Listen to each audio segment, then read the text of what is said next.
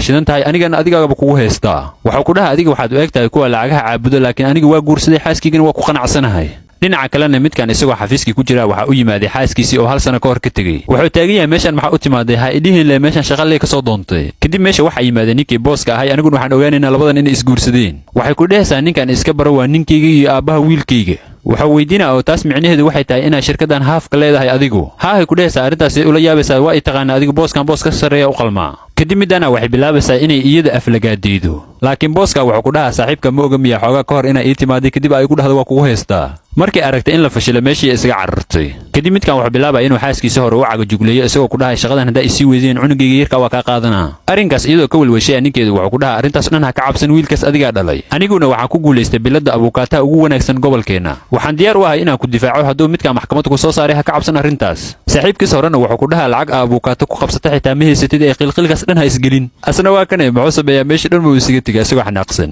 saaxiibadiisa oo bannaanka ku sugaysana waxay ku dhehaysaa aniga nin aan shaqaysan ma u baahani ee furaha gaarigayga ugu soo wareeji ma u malaysaa intaas ku dhacday inuu u qalmo muuqaalkana la ignoo saar